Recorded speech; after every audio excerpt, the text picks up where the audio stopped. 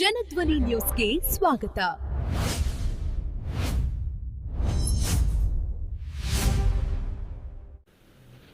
ನಮ್ಮ ಭಾಗದಲ್ಲಿ ಪಂಚಮಸಾಲಿ ಸಮುದಾಯ ಸಾಹೇಬರು ಪ್ರತಿನಿಧಿಸುವ ನನ್ನ ಸಾಮಾನ್ಯ ವಿಧಾನ ಶಾಸಕರವರು ಪ್ರತಿನಿಧಿಸುವ ಸಮುದಾಯ ಲಿಂಗಾಯತ್ ಪಂಚಮಸಾಲಿ ಸಮುದಾಯ. ಲಿಂಗಾಯತ್ ಒಳತಂತ್ರಗಳಲ್ಲಿ ಅತ್ಯಂತ ಪ್ರಬಲ ಮತ್ತು ಹೆಚ್ಚಿನ ಸಂಖ್ಯೆಯಲ್ಲಿರುವ ಒಂದು ಸಮುದಾಯ. ಆ ಸಮುದಾಯದ ಒಂದು 2B ರಿಸರ್ವೇಶನ್ ಸಲುವಾಗಿ ಪವಿತ್ರ ಬಸವನಾಡುವಾಗ ಕೂಡಲ ಸಂಗಮವಾದ ಪವಿತ್ರ ಕ್ಷೇತ್ರದಿಂದ ಬೆಂಗಳೂರಿಗೆ 780 ಕಿಲೋಮೀಟರ್ ಪಾದನಡಿಗೆ ಮಾಡುವ ಮುಖಾಂತರ ಇಡೀ ಕರ್ನಾಟಕದ ಉದ್ದಗಲಕ್ಕೂ ಅವರು ಜನಾಂಗರಾಗಿ ಹೆಸರುವಾಸಿಯಾಗಿ ಪ್ರತಿಯೊಬ್ಬರ ಬಾಯಲ್ಲಿ ಇವತ್ತು ಆ ಹೋರಾಟದ ಮೂಲಕ ಅವರ ಹೆಸರು ಪ್ರಚಲಿತ ಇದೆ. ನೀವು ಬಿಜಾಪುರದಿಂದ ಬೆಂಗಳೂರಿಗೆ ಯಾವ ಹಳ್ಳಿಗೆ ಹೋದ್ರು ಕಾಶಪ್ಪನ ಹೆಸರು ಹೇಳೋದು 4 ಮಂದಿ ಸಿಗ್ತಾರೆ. ಅದು ಅವರ ಜನಪ್ರಿಯತೆಗೆ ಕಾರಣ. ಯಾಕಂತಂದ್ರೆ ಒಬ್ಬ ಸಮಾಜಮುಖಿ ನಾಯಕ ತನ್ನ ಸಮಾಜಕ್ಕೆ ಹೋರಾಟ ಮಾಡುವಾಗ 780 ಕಿಲೋಮೀಟರ್ ಕಾಲ್ನಡಿಗೆ ಮುಖಾಂತರ ನಡೆದು ತಮ್ಮ ಸಮಾಜಕ್ಕೆ ನ್ಯಾಯ ಕೊಡಿಸುವಲ್ಲಿ ಮುಂದೆ ಮುಂಚೂಣಿಯಲ್ಲಿ ಇರುವ ಒಬ್ಬ ಧೀಮಂತ ನಾಯಕ, ಯುವ ನಾಯಕ. ಜೊತೆಗೆ ಅಲ್ಪಸಂಖ್ಯಾತರ ಒಂದು ಸಮಸ್ಯೆ ಬಂದಾಗ CWL NRC ಅಂತ ಒಂದು ಸಮಸ್ಯೆ ಬಂದಾಗ ಇದಕ್ಕಿಂತ ಬಿಜಾಪುರ ತನಕ 110 ಕಿಲೋಮೀಟರ್ ಅಲ್ಪಸಂಖ್ಯಾತರ ಜೊತೆಗೂ ಹೆಜ್ಜೆ ಹಾಕಿ ನಾನು ಎಲ್ಲರ ಜೊತೆಗೆ ಇದ್ದೀನಿ ಅಂತ ಹೇಳಿ ಒಂದು ಭಾವನೆಯಿಂದ ಒಂದು ಪದ್ಧತಿಯನ್ನು ವ್ಯಕ್ತಪಡಿಸುವ ಮೂಲಕ 110 ಕಿಲೋಮೀಟರ್ ವರೆಗೆ ನಮ್ಮೊಳಗೆ ನಾವು ಅಲ್ಪಸಂಖ್ಯಾತ ನಮ್ಮೊಳಗೆ ಬಂದು ನಮ್ಮ ಒಂದು ಬೇಡಿಕೆಗಳಿಗೆ ಬಲವನ್ನು ಕೊಟ್ಟಿದ್ದು ಸನ್ಮಾನ ವಿಧಾನ ಕಾಶಪ್ಪನವರು. ಹೀಗೆ ಹಲವಾರು ಕಾರ್ಯಗಳು ಯಾವುದೇ ಸಮಾಜ ಇರಲಿ, ಎಲ್ಲಾ ಸಮಾಜದ ಕಾರ್ಯಗಳಲ್ಲಿ ಜಾತ್ರೆ ಇರಲಿ, ಪಲ್ಲಕ್ಕಿ ಸಮಾರಂಭ ಇರಲಿ, ಉರುಸ್ ಇರ್ಲಿ, ಮೀಲಾದ್ ಇರ್ಲಿ, ಮತ್ತೊಂದು ವಿಷಯವನ್ನು ಮೊನ್ನೆ ಹೇಳಲಿಕ್ಕೆ ಬಯಸುತ್ತೇನೆ. ನಮ್ಮ ಇಳಕಲ್ ಮತಕ್ಷೇತ್ರದಲ್ಲಿ 65 ಮಸೀದಿಗಳು ಬರ್ತಾವ. ಆ 65 ಮಸೀದಿಗಳಲ್ಲಿ ರಂಜಾನ್ ತಿಂಗಳಲ್ಲಿ, ಪವಿತ್ರ ರಂಜಾನ್ ತಿಂಗಳಲ್ಲಿ ಉಪವಾಸದವರೆಗೆ ಪ್ರತಿ ಮಸೀದಿಯಲ್ಲಿ ಇಫ್ತಾರ್ ಕೂಟವನ್ನು ಏರ್ಪಡಿಸಿ ಅಲ್ಪಸಂಖ್ಯಾತರಿಗೆ ಒಂದು ಬೆಂಬಲ, ಒಂದು ನೈತಿಕ ಬೆಂಬಲ ಒಂದು ಕೊಡುವಂತ ಯಾವುದೇ ನಾಯಕರಿದ್ರೆ ಅದು ಸನ್ಮಾನ ವಿಧಾನ ಕಾಶಪ್ಪನವರು ಸಾಹೇಬ್. ಕಾಶಪ್ಪನವರು ಸಾಹೇಬ್ ಕುಟುಂಬ ಪರಿಚಯಕ್ಕೆ ಯಾವುದೋ ಒಂದು ಇದು ಇಲ್ಲ. ಈ ಕರ್ನಾಟಕ ರಾಜ್ಯದಲ್ಲಿ ಕಾಶಪ್ಪನವ್ರ ಕುಟುಂಬ ಹೆಸರು ಪ್ರಚಲಿತ ಇದೆ. ಕೇವಲ ಪಂಚಮಸಾಲಿ ಲಿಂಗಾಯತ ಸಮಾಜದಲ್ಲಿ ಅಲ್ಲ, ಅದಕ್ಕಿಂತ ಹೆಚ್ಚಾಗಿ ಅಲ್ಪಸಂಖ್ಯಾತರಲ್ಲಿ, ದೀನದಲಿತರಲ್ಲಿ, ಹಿಂದುಳಿದರಲ್ಲಿ ಅತ್ಯಂತ ಹೆಚ್ಚು ಪ್ರಚಲಿತ ಯಾವುದೇ ಹೆಸರಿದ್ರೆ ಅದು ಡಾಕ್ಟರ್ ವಿಧಾನ ಕಾಶಪ್ಪನವರು ಸಾಹೇಬರು. ತಾನು ಮುಂದೆ ಹೇಳಿದ್ರೆ ಅವ್ರ ಕಾರ್ ತಗೊಂಡು ಇನ್ನು ಹೋದಾಗ ಬರೀ ಅವ್ರ ಕಾರ್ ನಂಬರ್ ನೋಡಿ ಜನರು ನಿಂತು ಮಾರಾಟ ಮಾಡುವಂತ ನಾವು ನೋಡಿದ್ದೇವೆ. ಅವ್ರ ಜೊತೆಗೆಲ್ಲ ನಮ್ಮ ಕ್ಷೇತ್ರ ಬಿಟ್ಟು ಹೊರಗಡೆ ಹೋದಾಗ ನನಗಾಗಿ ಜನರು ನಿಂತು ಅವರಿಗೆ ಸನ್ಮಾನ ಮಾಡಿ ಮಾತುಕಳಿಸಿ ಹೋಗೋದು ಅದು ಸಾಮಾನ್ಯ ಒಂದು ವಿಷಯವಾಗಿದೆ.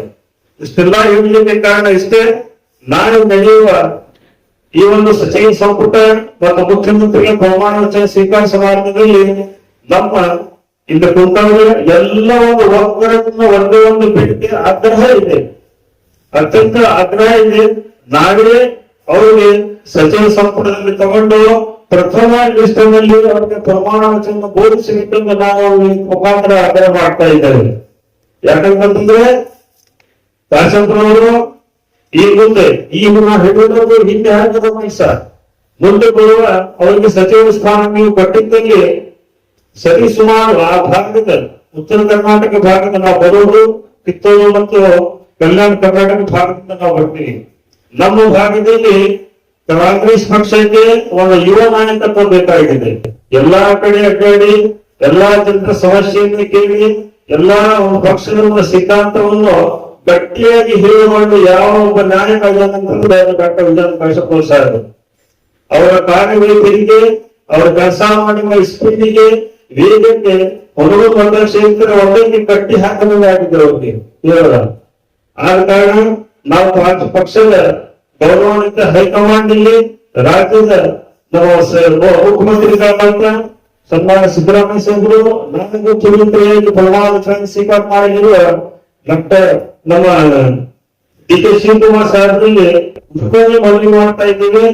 ಅವರಿಗೆ ತಮ್ಮ ಜೊತೆಗೆ ಪ್ರಥಮ ಹಂತದಲ್ಲಿ ಸಚಿವ ಸ್ಥಾನ ಕೊಟ್ಟು ಒಂದು ಒಳ್ಳೆಯ ವಿಭಾಗವನ್ನು ಕೊಟ್ಟು ಇಡೀ ಕರ್ನಾಟಕದಲ್ಲಿ ವಿಶೇಷವಾಗಿ ಉತ್ತರ ಕರ್ನಾಟಕ ಭಾಗದಲ್ಲಿ ಪಕ್ಷದ ಬಲವರ್ಧನೆಗೆ, ಪಕ್ಷದ ಸಿದ್ಧಾಂತಕ್ಕೆ, ಜನರನ್ನು ಸೆಳೆಯಲಿಕ್ಕೆ, ಪ್ರಚಾರ ಮಾಡಲಿಕ್ಕೆ ಅವರಿಗೆ ಅವಕಾಶ ಮಾಡಿ ಕೊಡಬೇಕೆಂದು ಮತ್ತೊಮ್ಮೆ ತಮ್ಮ ಮುಖಾಂತರ ಅವರಲ್ಲಿ ವಿನಂತಿ ಮಾಡಿಕೊಳ್ತಾ ಇದ್ದೇನೆ. ನಾನು ಸನ್ಮಾನ್ಯ ಡಿ ಕೆ ಶಿವಕುಮಾರ್ ಸಾಹೇಬರಿಗೆ ಒಂದು ಮಾತನ್ನು ಬಯಸುತ್ತಾ ಇದ್ದೀನಿ. ಮೊನ್ನೆ ಒಂದು ಟಿವಿ ಇಂಟರ್ವ್ಯೂ ಅವ್ರು ಹೇಳ್ತಾ ಇದ್ರು, ಅವರು ಬಂಗಾಳದ ಸನ್ಮಾನದ ದಿವಂಗತ ಬಂಗಾಳದವರು ಮುಖ್ಯಮಂತ್ರಿ ಆಗಿದ್ದಾಗ ಡಿ ಕೆ ಶಿವಕುಮಾರ್ ಸಾಹೇಬರು ಕೂಡ ಖಾನೆ ಸಚಿವರಾಗಿದ್ರು.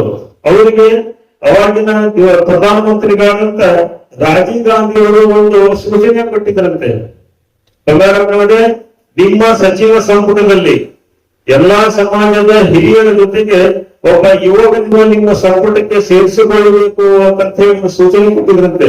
ಆ ಸೂಚನೆ ಮೇರೆಗೆ ಆವಾಗ ಬಂಗಾಳದವರು ಡಿ ಕೆ ಶಿವಕುಮಾರ್ ಅವರಿಗೆ, ನಜೀರ್ ಸಾಹೇಬ್ ಅವರಿಗೆ ಹೀಗೆ ಹಲವಾರು ಸಮಾಜದ ಹಿರಿಯರ ಜೊತೆಗೆ ಒಬ್ಬ ಯುವಕರನ್ನು ಕೂಡ ತಮ್ಮ ಸಂಪುಟಕ್ಕೆ ಸೇರಿಸಿ ಮುಂದಿನ ಜನರೇಷನ್ಗೆ ನಾಯಕರನ್ನ ತಯಾರು ಮಾಡಲು ಅವರಿಗೆ ಸೂಚನೆ ಮೇರೆಗೆ ಮಾಡಿರುತ್ತೆ. ನಾನು ಇದೇ ಮಾತನ್ನು ಇವತ್ತು ನಮ್ಮ ಸನ್ಮಾನ್ಯ ಡಿ ಕೆ ಶಿವಕುಮಾರ್ ಸಾಹೇಬರಲ್ಲಿ ನನ್ನ ಗಮನಕ್ಕೆ ತರುತ್ತಾ ನಾನು ಬೇಡಿಕೆ ಇದ್ದೇನೆ, ಅಗ್ರಪಡಿಸುತ್ತೇನೆ. ತಾವು ಕೂಡ ಲಿಂಗಾಯತ ಸಮಾಜದಲ್ಲಿ ಸಾಕಷ್ಟು ಹಿರಿಯರಿದ್ದಾರೆ. ಅವರ ಜೊತೆಗೆ ಯೋಗರಾದಂತ ಡಾಕ್ಟರ್ ವಿಜಯ ಕಾಶಂಪುರವರು ಕೂಡ ಒಂದು ಸಚಿವ ಸ್ಥಾನಮಾನವನ್ನು ಕೊಟ್ಟು ಪಕ್ಷದ ಬಲವರ್ಧನೆಗೆ, ಕೇವಲ ಅವರಿಗೆ ಅಧಿಕಾರದ ಸಲುವಾಗಿಲ್ಲ, ಪಕ್ಷದ ಬಲವರ್ಧನೆಗೆ ಅವ್ರಿಗೆ ನೀವು ಸಚಿವ ಸ್ಥಾನ ಕೊಟ್ಟಲ್ಲಿ ನಮ್ಮ ಉತ್ತರ ಕರ್ನಾಟಕ ಭಾಗದ ಕಡಿಮೆ ಅಂತಂದ್ರು 5 ಲೋಕಸಭಾ ಕ್ಷೇತ್ರಗಳಲ್ಲಿ ನಾವು ಗೆಲ್ಲಲಿಕ್ಕೆ ಸಮರ್ಥರಾಗ್ತಾ ಇದ್ದಾರೆ. ಬಿಜಾಪುರ, ಬಾಗಲಕೋಟೆ, ಬೆಳಗಾವಿ, ಧಾರವಾಡ ಮತ್ತೊಂದು 5 ಲೋಕಸಭಾ ಸ್ಥಾನಗಳು ಜೊತೆಗೆ ಒಂದು 30 ವಿಧಾನಸಭಾ ಕ್ಷೇತ್ರಗಳಲ್ಲಿ ಅತ್ಯಂತ ಒಳ್ಳೆ ಪರಿಣಾಮ ಬೀರಿ 2028ರ ಚುನಾವಣೆಯಲ್ಲಿ ಪಕ್ಷಕ್ಕೆ ಒಳ್ಳೆ ಲಾಭ ಮಾಡುವ ದಿಕ್ಕಿನಲ್ಲಿ ಅದು ಉಪಯೋಗಕ್ಕೆ ಬರುತ್ತದೆ.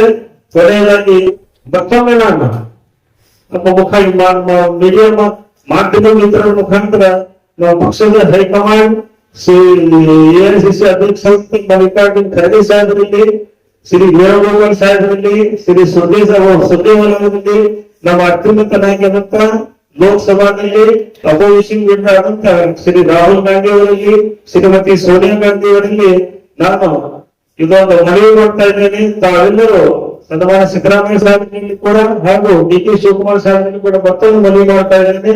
ನಾವು ಇಲ್ಲಿವರೆಗೆ ಹೇಳ್ತಾ ಎಲ್ಲ ಅಂಶಗಳು ಇನ್ನೂ ಸಾಕಷ್ಟು ಹೇಳೋದಿದೆ, ಪತ್ರಿಕಾಗೋಷ್ಠಿ ಇಲ್ಲ, ನಮಗೆ ಇನ್ನು ಸಾಕಷ್ಟು ಅಂಶಗಳು ಹೇಳಲಿದೆ.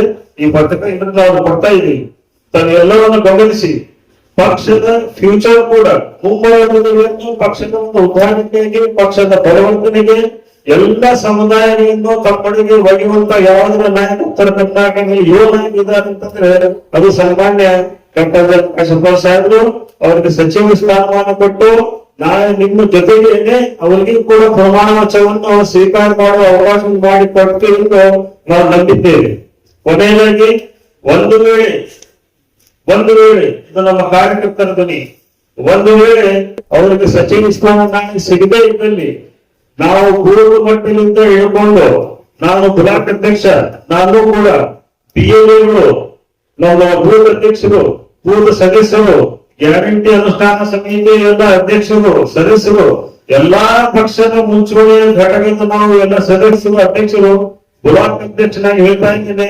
ನಾವು ಅವರಿಗೆ ನಾಳೆ ನೀವು ಸಚಿವ ಸ್ಥಾನ ಕೊಡದೇ ಇದ್ದಲ್ಲಿ ನಾವು ಸಾಮೂಹಿಕ ರಾಜೀನಾಮೆಗೆ ನಾವು ಸಿಗಲಿದ್ದೇವೆ ಅನ್ನೋ ಒಂದು ತಮ್ಮಲ್ಲಿ ನಾವು ಚಿಂತೆ ಕೊಡ್ತಾ ಇದ್ದೇವೆ. ಯಾಕಂತಂದ್ರೆ ಕೊಟ್ಟವನ್ನೇ ಪದೇ ಕೊಟ್ಟು ಅದು ಮಾಡೋದ್ರಲ್ಲಿ ಹೊಸವರಿಗೆ ಅವಕಾಶ ಕೊಡಬೇಕು. ಪಕ್ಷ ಈಗ ಇವತ್ತಿನ ಒಂದು ಒಂದು ಇದೆ, ಜನಸಂಖ್ಯೆ ಇದೆ, ಅದಕ್ಕೆ ಒಂದು ಯುವ ನಾಯಕತ್ವ ಬೇಕು. ಅಂತ ಯುವ ನಾಯಕತ್ವ ರಾಜ್ಯದ ಉದ್ದಕ್ಕೂ ಕಾಯಿಗೆ ಚಕ್ರ ಕಟ್ಟಿಕೊಂಡು ಅಡ್ಡಾಡುವಂತ ಒಂದು ನಾಯಕ ವಿಜಯಪುರ ಕಾಶ್ಯಪದಲ್ಲಿ ತಾವು ಕಾಣ್ತೀವಿ. ಅವ್ರಿಗೆ ಸಚಿವ ಸ್ಥಾನ ಕೊಟ್ಟು ಕೇವಲ ಅವ್ರಿಗೆ ಒಂದು ಅಭಿವೃದ್ಧಿ ಇಲ್ಲ, ಇಡೀ ಕಾಂಗ್ರೆಸ್ ಪಕ್ಷಕ್ಕೆ ನಮ್ಮ ಇಡೀ ಉತ್ತರ ಕರ್ನಾಟಕದ ಅಭಿವೃದ್ಧಿ ವಂಚಿತ ಕ್ಷೇತ್ರಗಳಿಗೆ ಒಂದು ನ್ಯಾಯ ಕೊಟ್ಟಂತ ಆಗುತ್ತದೆ. ಕಾರಣ ನಮ್ಮ ಈ ಕಾರ್ಯಕರ್ತರ ಮೊನ್ನೆ ತಾನೇ ಸನ್ಮಾನ್ಯ ಸಿದ್ದರಾಮಯ್ಯನವರು ತಮ್ಮ ಕೊನೆಯ ಒಂದು ಭಾಷಣದ ಹೇಳಿದ್ದಾರೆ, ಅಣ್ಣವ್ರಿಗೆ ಅಭಿಮಾನಿಗಳೇ ದೇವರಾಗಿದ್ದರು, ನನಗೆ ನನ್ನ ಕಾರ್ಯಕರ್ತರೇ ದೇವರಂತ ನಾನು ಭಾವಿಸಿದ್ದೇನೆ ಅಂತ ಹೇಳಿದರು. ತಾವು ಕೂಡ ಕಾರ್ಯಕರ್ತರನ್ನು ದೇವರೆಂದು ಭಾವಿಸಿದ್ದೆ, ಅದರಲ್ಲಿ ತಾವು ದೇವರ ಮಾತನ್ನು ಯಾವಾಗ ಅಲ್ಲಿ ಬೆಳೆಯುವುದಿಲ್ಲ ಅಲ್ಲಿ ಬೆಳಿಬಾರ್ದು, ತಿರಸ್ಕಾರ ಮಾಡಬಾರ್ದು.